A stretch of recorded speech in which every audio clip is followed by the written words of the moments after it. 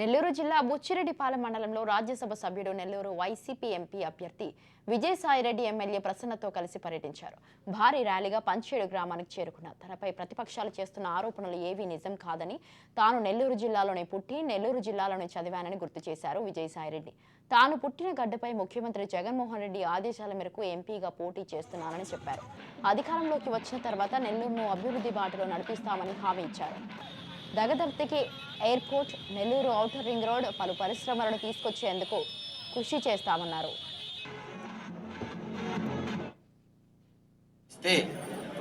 మమ్మల్ని అంటారు, మీరు బీజేపీకి ఇంతకాలం సపోర్ట్ చేశారే, అది తప్పు కాదా అని నన్ను అడుగుతా ఉన్నారు. నేను ఒక్కటే చెప్తా ఉన్నా, బీజేపీకి సపోర్ట్ చేయలేదు. కేంద్రంలో బీజేపీ అధికారంలో ఉంది కాబట్టి కేంద్రంతో సత్సంబంధాలు మనం మెయింటైన్ చేస్తేనే రాష్ట్రానికి సంబంధించినటువంటి నిధులను మనం తెచ్చుకునేటటువంటి అవకాశం ఉంటుంది.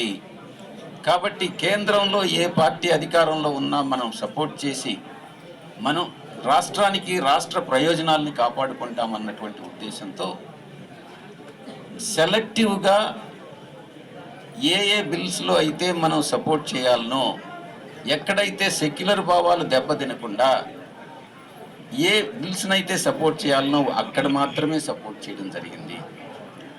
సిఏఏ బిల్లు గురించి చాలామంది మాట్లాడారు. చాలా స్పష్టంగా చెప్పాం పార్లమెంట్లో. సిఏఏ బిల్లులో ఎవరికైతే విదేశాల్లో పర్సెక్యూషన్కి గురై, హింసకు గురై ఇక్కడ అసైలం రక్షణ కోరుకుంటారో వాళ్ళని ఎంపిక చేసేటప్పుడు కుల మత వివక్షత ఉండకూడదు, అది ఎవరైనా కూడా ఇవ్వాల్సిందేనన్నటువంటి చెప్పింది